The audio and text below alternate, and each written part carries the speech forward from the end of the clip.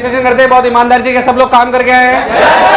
ढंग से डिस्कशन करते हैं। एचसी और माँ प्रश्न नंबर 1 2 3 4 5 6 7 8 9 10 11 हाँ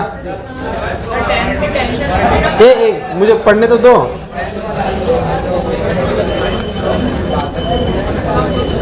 हाँ भाई, अरे भाई अब सेटल हो जाओ। क्या हो गया?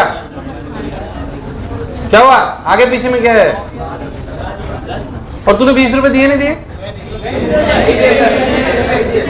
नहीं दिए। खैर कौन सा पूछो, 10वां 11वां? 10वें क्या दिक्कत है यार? A stone, hello hello hello, a stone is fastened to an थोड़ा ट्रैक पे आ जाओ वापस अब। A stone is fastened to an end of a string and is welded in a vertical circle of radius r. A stone is fastened to one end of a string and is welded in a vertical circle of radius r. Find the minimum speed the stone can have at the highest point of the circle. ये तो तुम्हें vertical circle भी पढ़ाया जाएगा तो बताएंगे। √5 rg के corresponding √rg कितना? √r। अगर किसी को आता है ठीक है, नहीं आता है तो मैं बता दूंगा, डोंट वरी। अरे बातों की आवाज आ रही है अब ज्यादा। 11वां 11वां 12वां 12वां 13वां 14 14 15 15 काम कराए 16 17 17 डाउट है। प्लीज अब बातें नहीं, ढंग से डिसीजन करो ईमानदारी से, अच्छा हो जाएगा सर्कुलर। 17 कह रहे हो ना? हाँ। A person stands on a spring balance at the equator। पहले आपको सिंपल सी बात बताता हूँ, ये अर्थ वाला सवाल है। इधर देख ध्यान से। अर्थ जो है उसका टाइम पीरियड कितना होता है? पहले होता है टाइम इक्वल टू 24 आवर्स। कितना? तो ओमेगा हो गया 2π/24 यानी कि 2π/24 इंटू 60 इंटू 60। ये अर्थ के घूमने की रफ्तार है, कोई बुराई वाली बात नहीं। जब हम इक्वेटर पे खड़े होते हैं, पहले मुझे बताओ, जब आप इक्वेटर पे ऐसे खड़े होते हो तो इसमें mg को कौन बैलेंस करता है? फ्रिक्शन। हाँ, कई लोग तो मान भी लिया। इक्वेटर पे जब mg ऐसे नहीं लगता है तो अपन बोर्ड पे से बनाते, क्या mg अंदर की तरफ है? mg g के लिए 9.8 है, सब रेडियस ऑफ अर्थ 6400 किलोमीटर के आसपास। जी की वैल्यू gme/re²। अगर कभी सुनाओ, जी की वैल्यू होती है स्टेज में gme/re², mass of earth by re², where G is the universal gravitation constant 6.67 10 to the power -11। अरे हाँ ना बोल यार, ये अपना gm1m2/r² से आता है, इसमें कोई शक वाली बात मुझे लगा नहीं तुम्हें आया। तो यहाँ तक की बात अपन कर चुके थे, g = gme/re²। इधर अपन mg लगा रहे हैं। अगर अपन बहुत ध्यान देखें तो बेसिकली हम जो मेजर करते हैं, कभी वेइंग मशीन पे खड़े होते हैं तो नॉर्मल मेजर करते हैं। क्या मेजर करते हैं? तो अगर mg लग रहा है इधर और अगर ये घूम भी रहा है तो क्या इधर m⍵² भी है? m⍵² plus n। तो आप ध्यान से देखो तो n की वैल्यू असलियत में है mg - m⍵² तो आप ये मेजर कर रहे हो, आप mg मेजर कर रहे हो कि mg - m⍵² तो mg की वैल्यू तो आपको पता ही है, m की वैल्यू भी आप मतलब ओमेगा की वैल्यू भी आपको पता ही है। रेडियस ऑफ अर्थ होता है 6400 किलोमीटर। कितना होता है? मुझे लगाने तो मैं आया, छोटा मोटा रेडियस नहीं है, 6400 किलोमीटर रेडियस है, काफी बड़ा होता है। इसलिए हमें धरती की सरफेस फ्लैट नजर आती है, पर अगर बहुत ऊपर जाके देखोगे तो हमें धरती गोल नजर आती है। जो मैं बोला क्या चमका? कोई बुराई वाली बात तो नहीं। तो इनइफेक्टिव आ गया। दूसरे पार्ट में उसने पूछा कि बताओ मैं इसको कितनी रफ्तार से घुमाऊं कि ये n mg/2 हो जाए। ध्यान सुनो, सेकंड पार्ट में उसने पूछा कि बताओ मैं इसको कितनी रफ्तार से, किसको घुमाऊं? अर्थ को मैं कितनी रफ्तार से घुमाऊं? अर्थ को मैं कितनी रफ्तार से, अरे वाली अर्थ को मैं कितनी रफ्तार से घुमाऊं कि ये mg/2 हो जाए। तो इसको mg/2 रखना, इसको mg रखना, क्या ओमेगा निकाल लेगा?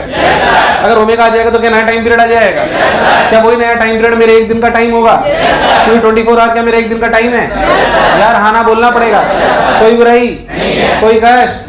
शाबाश, उतार लो, मतलब उतार लो, समझ लो, जो तुम्हें करना है कर लो। हाँ, 17 हो गया, 18वां 19, सोच लो 19, कोई दिक्कत? पक्की बात? गुड। 19 बेसिकली 22वां मैंने क्लास में कराया था, ये 22वें जैसा ही कुछ कुछ है, अगर ध्यान दिया हो तो हो गया होगा। हो गया क्या? शाबाश, गुड। 20 21 सोच लो, 23 काम कराए, 24 25 काम कराए, 26 पक्का, झूठ तो नहीं बोल रहे? 27 27 मैं बताता हूँ, कंफ्यूज मत हो। 27 में बताता हूँ, ठीक सवाल। 27, 28, 29 तीनों बता दूंगा मैं बता दूंगा ना, मुझे पता है कुछ कुछ का अटका होगा, डोंट वरी, परेशान मत हो। और हो गया तो अच्छी बात है, नहीं हुआ तो सुनो। अरे यार बातों की ज्यादा आवाज आ रही है, क्या बात है भाई? जिसकी बातों की आवाज आ गई ना, पक्का आईटी कसम खा रहा हूं कि मैं ना समोसा नहीं खिलाऊंगा उसे, कंफर्म है मतलब। और पक्का 2 लोग समोसे से वंचित हैं आज, सब चुप। राक्षस का कोई भरोसा। इधर बेसिकली आपका एक सिलिंड्रिकल कमरा है। क्या है आपका? एक, उसमें आपका ब्लॉक रखा हुआ है यहां पर। असली तो इसमें 2 नॉर्मल रिएक्शन है, one is N1, one is N2। सवाल में बोला गया है कि फ्रिक्शन दीवार और ब्लॉक के बीच में है, मतलब फ्रिक्शन के लिए रिस्पॉन्सिबल N1 होगा। N2 is balancing mg, N2 is balancing mg, N2 is balancing, तो mg को बैलेंस कर रहा है, इसमें कोई शक वाली बात नहीं। तो ये N1 और N2 और ये अपना mg, तो N1 equal to mv square by r और N2 इक्वल टू mg। अगर हम ध्यान से देखें, मान लो कि v रफ्तार से चल रहा है, तो इसमें बाहर की तरफ लग रहा है mv स्क्वायर बाई r और नीचे क्या लग रहा है? mg। तो आप पहली बात, ये बात तो अपने को समझ में आ गई कि N2 इक्वल टू mg पर N2 से कोई लेना देना नहीं है, और N1 equal to mv square by r। पहले था यस और no, which normal reaction is responsible for friction?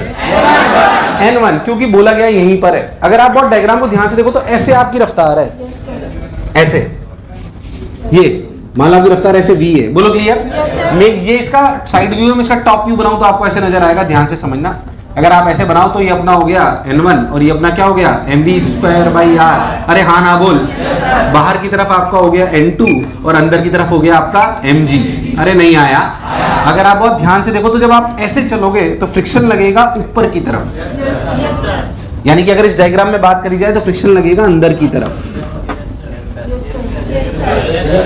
Friction तो इससे घसीटा हो रहा है ना, तो फ्रिक्शन रोकना चाहेगा कि, क्योंकि भाई से सिलेंडर तो चल नहीं सकता, तो फ्रिक्शन चाहेगा दोनों रुक जाए तो पूरी ताकत जोड़ देगा और टेंजेंशियल एक्सीलरेशन लगेगा। कैसा लगेगा? और वो फ्रिक्शन को अंदर लगेगा। कैसे लगेगा? मुझे लगा नहीं तुम्हें आया। अरे हाँ ना बोल। अंदर लगेगा, सबने बोला ठीक, मैंने भी बोला ठीक, बहुत बढ़िया साहब। This friction is responsible for tangential acceleration, this friction is responsible for tangential acceleration, यानी कि फ्रिक्शन की वैल्यू है। अच्छा, फ्रिक्शन स्टैटिक है काइनेटिक है? काइनेटिक है बेटा, स्लिपिंग हो रही है। स्टैटिक है काइनेटिक है? क्या दीवार और ब्लॉक के बीच में फ्रिक्शन है? क्या उनके बीच में स्लिपिंग भी है? तो स्टैटिक काइनेटिक, स्टैटिक काइनेटिक है, तो फ्रिक्शन लगेगा म्यू एन। म्यू कौन सा है? N1 N2, तो फ्रिक्शन लगेगा mu mv square by r। अच्छा, माइनस क्यों लिखा मैंने? क्या स्पीड के अपोजिट है? स्पीड के। और क्या फ्रिक्शन को लिखा जा सकता है mass into a tangential? m ने m को, क्या a tangential is minus mu v square by r? क्या a tangential can be written as v dv by ds? V dv by ds में इसमें स्पीड होती है और s डिस्टेंस होता है, क्योंकि ये ए टेंजेंशियल है। नहीं आया? इन्होंने हिंट करके दिया भी हुआ है, हालांकि हिंट नहीं भी देता तब भी एक अच्छे बच्चे को आना। क्या ए टेंजेंशियल को वी डीवी बाई ds जब लिखते हैं तो एस डिस्प्लेसमेंट होता है कि डिस्टेंस? डिस्टेंस, क्योंकि ए tangential is related with speed and speed is related with distance. Yes और नो? नहीं आया? नहीं आया? बस अब कुछ मत करो, एक v ने v को मार दिया, dv बाई v, ध्यान से देख, dv by v equals to minus mu by r into ds। उसने शायद एक चक्कर में आपसे रफ्तार पूछी है। एक चक्कर का मतलब क्या? दूरी हो गई 0 to 2 पाई r। क्या इनिशियल रफ्तार थी v0, क्या फाइनल है v? क्या सॉल्व कर लोगे? मुझे लगा नहीं तुम्हें आया। देख, ln v बाई v0 आएगा तो e की पावर में आता हुआ नजर आएगा, कोई दिक्कत वाली बात? अरे कभी तो हाँ ना बोलो। कोई दिक्कत? उतार लो। ये था 27, उसके बाद 28 भी बता देता हूं। 28 वो वाला है ना, वो गुरु वाला।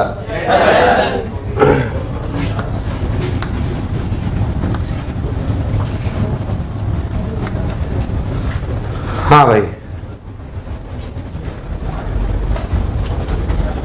अब सुन 28वें सवाल में बोला गया है कि एक प्लेटफॉर्म है। क्या है? ऐसा समझे, प्लेटफॉर्म है। रेशियो देने में कुछ भी दे दे, ऐसे प्लेटफॉर्म है, ऐसे वो घूम रहा है, जिसका रेडियस r है। उसमें ग्रू काट लिया, ग्रू का मतलब नाली, ऐसे और उसने उस ब्लॉक को फंसा दिया। ये करा है बेसिकली। अगर अपन बात करें तो नाली मान लो ऐसे है ये। अच्छा, ये भी बोला गया कि नाली की जो लेंथ है L वो बहुत छोटी है R के कंपैरिजन में। ऐसा इसलिए बोला गया क्योंकि ब्लॉक जब आप यहां पर होगा तो ये दूरी R plus L cos theta type होगी, पर L बहुत तो वास्तविकता में तो जब ब्लॉक बाहर जाएगा, वास्तविकता में तो जब ब्लॉक तो R चेंज होगा, पर इन्होंने माना कि R चेंज वो कह के कि L इज लेस देन, मुझे लगा नहीं तुम्हें आया, वरना वास्तविकता में क्या R भी चेंज हो रहा था? वास्तविकता में कोई शक वाली बात?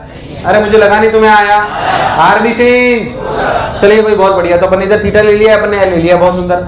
बेसिकली देखो तो पार्टिकल पर इधर की तरफ लग रहा है m ओमेगा स्क्वायर r। क्या लग रहा है? m omega square r। ये एंगल थीटा, ध्यान से देखो तो इस पर क्या m, ये अलोंग द ग्रूव नाली की तरफ क्या उस पर फोर्स है m omega square r cos theta? इसके अलावा कोई फोर्स?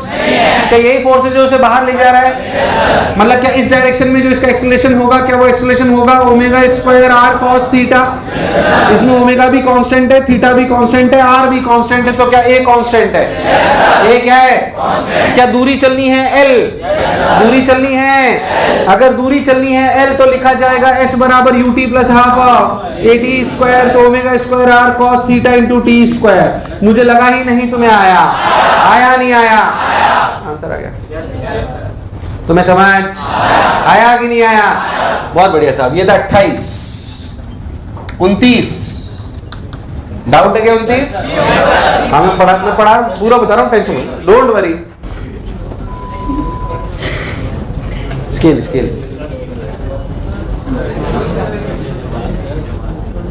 जैसे मान लो कि ऐसे कार का प्लेटफॉर्म है, क्या है कार का? ऐसे स्केल रखा है, मतलब ऐसे क्या रखी है? टेबल। बोलो क्लियर? मतलब वो प्लेट और ऐसे ब्लॉक रखा है। बोलो clear? And that is how it is rotating. पता तो क्या सिचुएशन समझ आई? फ्रिक्शन किसके बीच में है?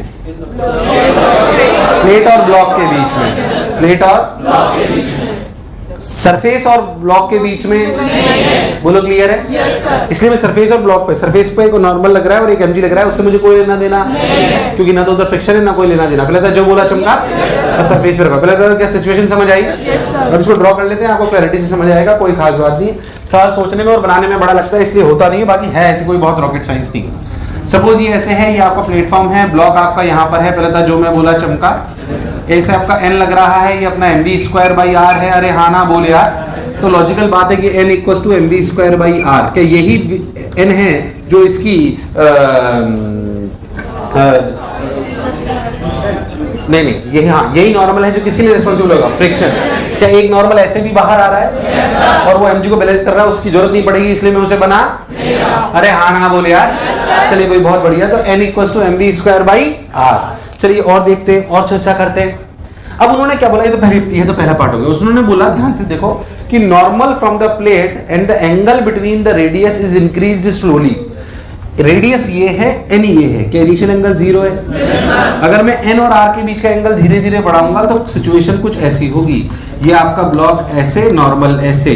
क्या दिस इज द एंगल जिसके बारे में वो बात कर रहा है, जिसको हम स्लोली बढ़ा रहे हैं, जिसको हम स्लोली बढ़ा रहे हैं? क्या इसका इधर एक फोर्स है mv, v दिया हुआ है कार का कि ओमेगा v, तो लिखो mv स्क्वायर बाई r। इधर ये थीटा, ध्यान से देखो, ये थीटा तो ये भी थीटा, कोई बुराई?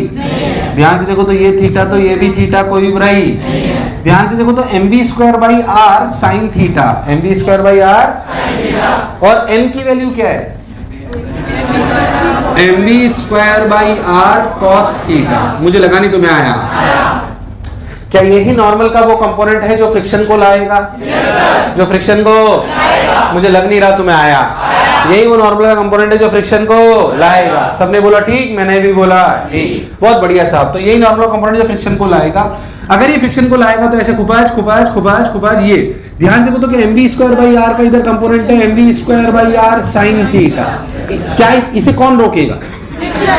हाँ, तो क्या फ्रिक्शन की वैल्यू होनी चाहिए mv square by r sine theta, जो इधर की तरफ लगना चाहिए। इतना फ्रिक्शन चाहिए, जो चाहिए वो मैक्सिमम से। क्या मैक्सिमम इज म्यू mg की n? म्यू एन, क्या mu N is M B square by R cos theta? नहीं आया। M B square by R ने M B square by R को मार दिया, tan theta is less than equal to mu. कोई बुराई वाली बात? मुझे लगा नहीं तुम्हें आया। आया नहीं आया? कोई कष्ट वाली बात नहीं है, उतार लो। हो गया सवाल। और 38 की जरूरत शायद नहीं पड़ेगी, या है? हो गया क्या? पक्की बात?